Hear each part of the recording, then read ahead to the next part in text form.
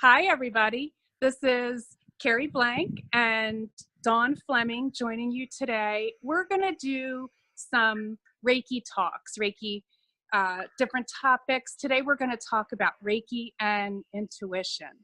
So, Dawn and I both have been working with Reiki for many, many years, over 25 years each, I think. And one of the things that really develops is your intuition when you start to work with Reiki. So, Dawn, how have you felt that? Have you felt that your intuition has really taken off? Well, yeah, because I think before I took Reiki, I was aware that I really had some strong intuition, but really wasn't sure what to do with it. And I would have people that were readers say to me, "You're a reader and a healer," and I would just look at them and go like, "What?" And so by practicing Reiki like on a regular basis, all of a sudden the intuition, because you're bringing this high vibrational energy into your being, it's opening up, the upper chakras, the crown, the third eye, the throat, and all of a sudden the intuition, the impressions are just stronger and stronger. And so just practicing with the Reiki, even if it's just on yourself, really helps to open up those centers. So is that what you're feeling, Terry, about that? Yeah, it's interesting. I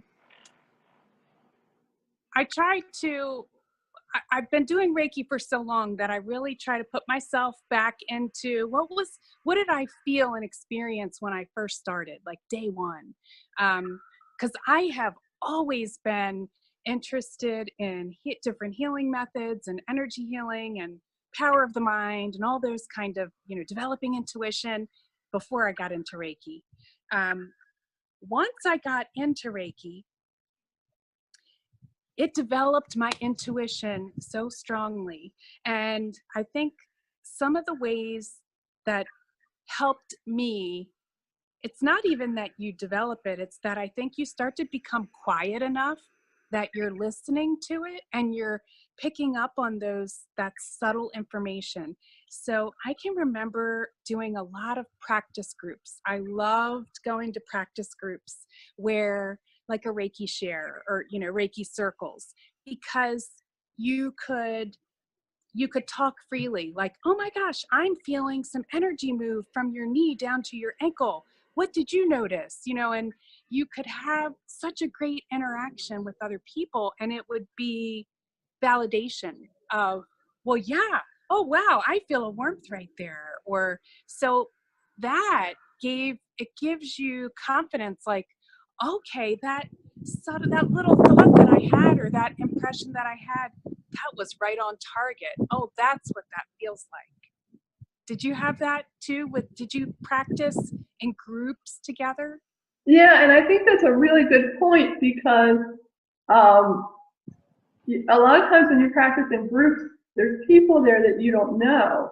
Because when we would have Reiki shares, we not only worked on each other, but we would invite people in from the public who maybe somebody else invited them. So I wouldn't have a clue of what their story was, who they were, why they were there. And we would do Reiki on them, and all of a sudden, I'm just picking up, impressions about maybe their life or about why that area is blocked. And to me, that's such a gift to be able to work on someone that you don't know and to be getting impressions. And I like the other point that you made is after you work on someone, you don't say, I got this, this, and this on you, but you can say, when I was working on you, I felt like this happening, or I got a feeling that you're dealing with some kind of big life choice that you're making. Um, and then they normally will give you feedback. And that feedback is so important because it is validating the impressions that you're getting. And the other point you made about quieting the mind, Reiki, helps to quiet the mind, is a really good point. Because I will say when I first started Reiki, going back to those days of, just after Reiki 1, doing sessions, what I felt was my mind was so chatty. I was a single mom at the time, so I had all these to-do lists, and I would like have my hands, and then all of a sudden the to-do list would, and I'm like, all right, how can I move out of this chattiness into the quiet? And what I learned, and this is really big in developing my intuition, was I just put my attention right under where my hands were. Mm. And so if I could focus right where my hands were, the chattiness just cleared. And by focusing, like zeroing in, all of a sudden I was aware of what is the Reiki doing, or what is that person's energy doing or not doing, and is it blocked, is it open, I'm feeling this, I'm feeling that. And the more I could tune in, all of a sudden the body would just begin chatting.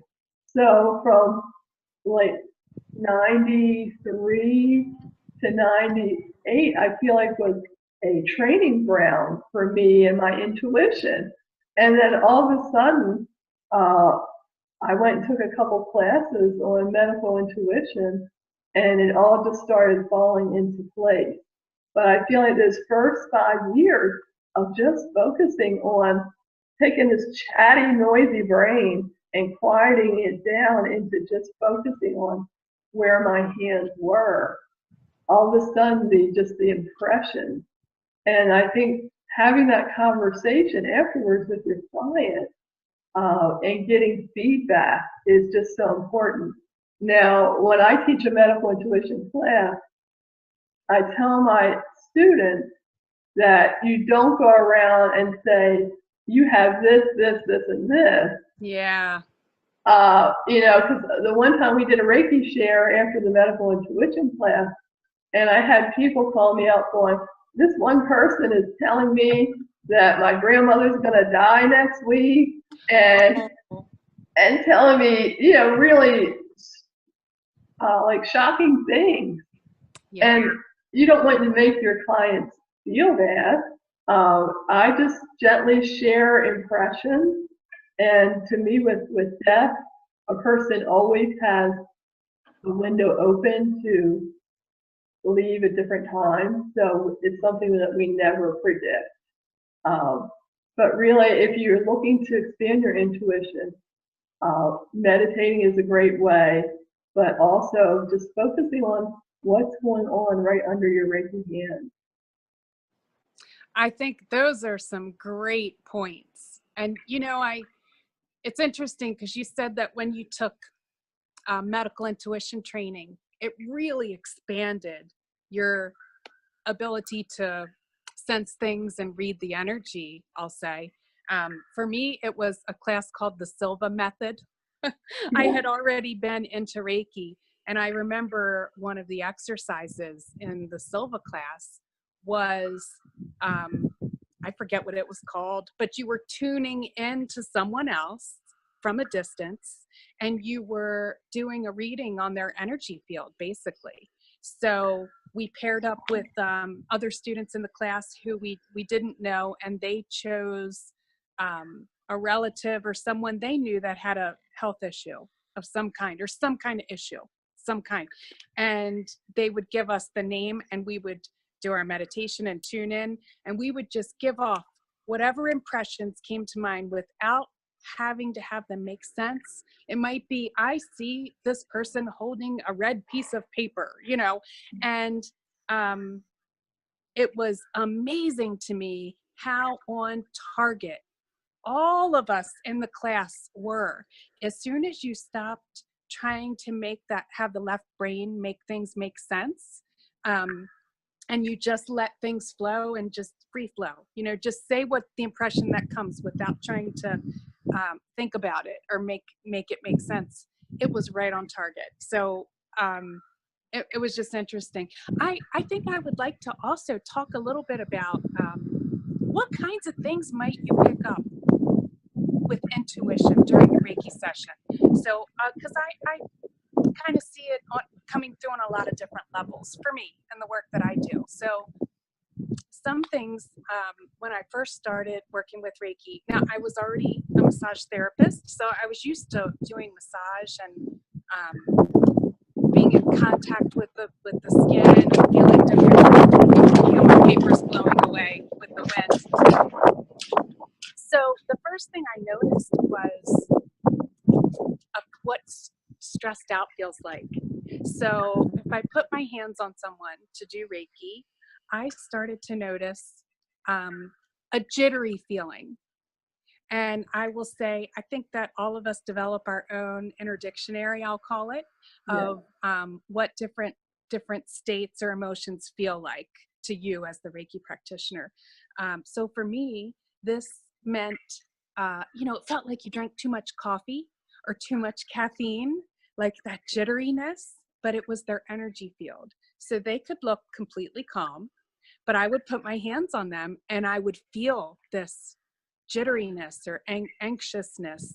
So that was my learning. Okay, when I feel that, then I know that it's nervous system overload, or they're feeling stressed out. They're just, the nerves need to be calmed.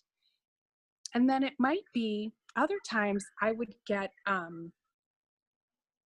would almost hear like my inner voice or my guides tell me something. And it could just be like, tell them to take a deep breath into this area, and it's interesting because I worked in a spa. So and it was a pretty conservative community. And I was just new to introducing Reiki and energy work in. So I was careful about what I said and the words that I used. So I did not say like, oh, well, your guides are telling me this and this and this. I didn't say it that way, but I started to say to my guides, I'd say, well, if I hear it 3 times, then I know I need to say something to the person in some way, because that was sort of my level of security, that I knew it wasn't just my mind, my own chatter coming up with that, and that it was something that I really did need to tell them. Or like maybe, oh, I'm feeling a feeling of sadness right here, do you connect with that at all, or what do you notice right here, something like that. And then as I continued to work with intuition and do this work and get more experience, I started to, my intuition would led me to see things inside of the body that were going on. Sometimes it would give me a vision of almost like a little snippet or a video clip of something that you're watching. Like, oh, maybe I see a little girl being scared. Or maybe I see, sometimes I would see like someone frustrated, like I'll just get these images in my mind, and that's what's stored in the body right there. So I think there's so many different levels of and intuition could also be just guiding you to what is the next hand position to use. Oh, I feel this. So I'm just learned Reiki and I'm going through all the hand positions that I was taught. But boy, am I really just feeling drawn to put both of my hands on that right hip, And I think that is your intuition telling you that's where the person needs it. So intuition can come through in so many different ways. I just want people to know to be really open. And I think it's a good point, especially when you're beginning, to trust those inklings that are coming through. Because one of my students said to me, after like 3 weeks after the class, they called me, they said, I was working on someone and I got this message to work on their kidney, but there wasn't a hand position for it, so I didn't. I was like, oh no. That, the hand positions are recommendations, and they're a way that kind of covers the whole body in a sense. But I said, if you're getting an inner message to put your hand somewhere, as long as it's not their private parts, you put your hand on that area, because you're developing this intuition that's telling you and guiding you, and to pay attention to it. And the thing is, the more you pay attention to it and act on it, the stronger the messages will get, the more they'll come, and the more the gift will expand. Because right now, you know, I do Reiki sessions and I share my impressions, but I also have medical intuition services that I offer where that's all I'm going in and looking at. And that developed because I was trusting what I was getting. And so I'll just say, the more you trust and follow through, because if you get messages and don't follow through, that third eye is just not going to kind of come down, because you're not responding to the information being given to you. So the way to keep that open is to be responding to it. And also, like the one time I was working on a woman who I was seeing, and some of the things you see may not make any sense to you at all. Yeah. And it's like, you know, this isn't for you, it's for them. And I was almost not even going to share it. And it was a duck. And I saw this duck, and it was on her liver, and the duck was in fear. And then I saw a picture of her daughter. So as I was sharing with her, I said, you know, as I'm working on your liver, I see this duck and I see your daughter. I'm like, I'm not sure what the duck means, but I feel like there is concern around your daughter, that you have some concern around her. And she said, I really do. And she said, she laughed about the duck. And she said, when our house burned down 7 years ago, and my daughter was leaving the house, the only thing that she took and grabbed on her way out was this ceramic duck. Oh my goodness. And this duck to my daughter means survival. Wow. And so had I not shared it, because I thought, well, you know, what does duck mean? It means nothing to me, but it meant something to the woman I was working on. And so she felt like she had some peace within herself, because she felt like the message was that, you know, not to worry about her daughter, that her daughter knows how to survive and has this like ally with her to help her make the steps in life that she needed to make. So, you know, as crazy as stuff is that comes through, we just need to trust it. And then another person I worked with, when it was specifically a medical intuitive session, I was tuning in, and the mother said this kid had all these ailments that the doctors were just saying was fibromyalgia. And when I tuned in, I saw this big, giant bug over her body.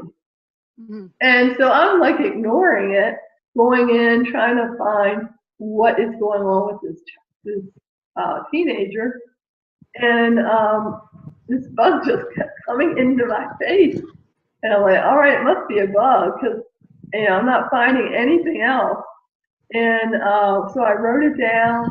And when I talked to the mother, I said, you know, I spent over an hour speaking in your daughter's energy and body for something, but I couldn't find anything, but this big bug was there. And so I said, maybe, you know, and I always say, I'm not a doctor. Always say that. I'm not a doctor, I'm not diagnosing. So I say the impressions that I got is that it possibly could be from a spider bite or a tick bite. And so she had her daughter tested for Lyme, and it's very unusual, more unusual here on the West Coast, and her daughter did have Lyme disease. And they were able to get it in time where they could treat it and not have the long-lasting effects of it. So it's like when something is right there saying, hello, pay attention to it. And I always have a pad of paper and a pen nearby, so that I can write down any impressions so that I don't have to remember it. Because sometimes the brain gets so filled that I don't want to forget anything. So even when I have Reiki sessions, I tend to have a pad and a pen nearby in case there's something key that comes through that I want to remember. Because if the client's tuned out, I don't want to disturb their place of peace. I would usually give them impressions at the end, unless they're staring at me. Wanting to know. Wanting to know, and then, you know, I use my own discretion on when is the right time to share. But if I'm in the middle of doing Reiki and I feel like me knowing something would help me focus better, then I may say, oh, this is an impression I'm getting. What can you tell me about this? Or does this resonate with you?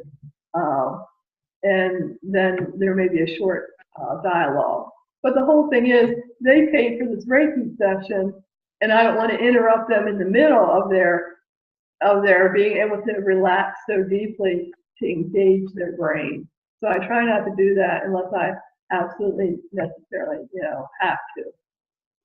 Yeah, I think that that's a good point. You know, that's interesting. I have seen that same bug in reference to clients with Lyme disease. And it is unmistakable. Yeah, it is. It's very, very large. And so it's interesting that even though you build your inner dictionary, some symbols are They're not in there. widespread. Yeah. So I think what I would like to share with people is I think of intuition, learning to listen to your intuition. I think of it as like building a dream dictionary, similar. You know, I don't know if anyone has gone into looking at their dreams and doing dream analysis. I went through a period of that. Then I stopped because I wasn't sleeping well enough through the night. I kept waking up to write things down. But what I found was, you know, the right brain and the subconscious speaks in symbols often, in visuals, in feelings, in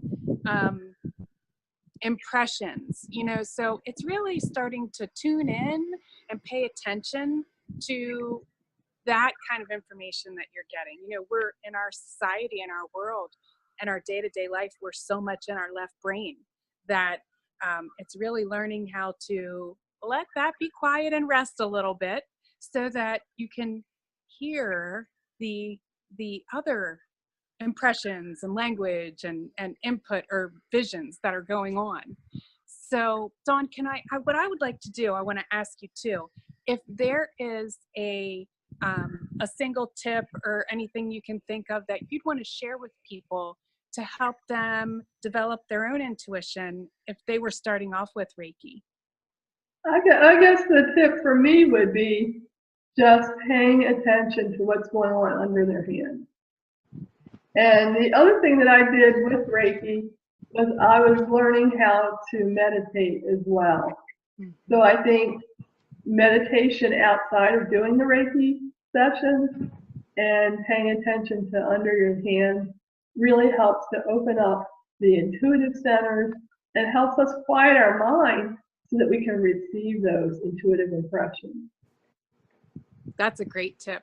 I love that. I also was learning meditation, working with it a lot more as I started Reiki too. So I do think that's really helpful. I think my tip that I would share with people is to find another Reiki practitioner that you can exchange with for the purpose of developing your intuition and strengthening your just your understanding of Reiki.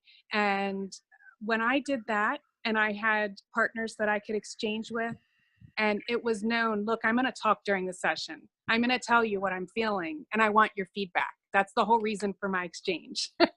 Well, you're getting Reiki too, of course, and it feels wonderful. But that back and forth communication, developing that helped me have confidence in my intuition. And it also helped me pinpoint, like, okay, that was on target.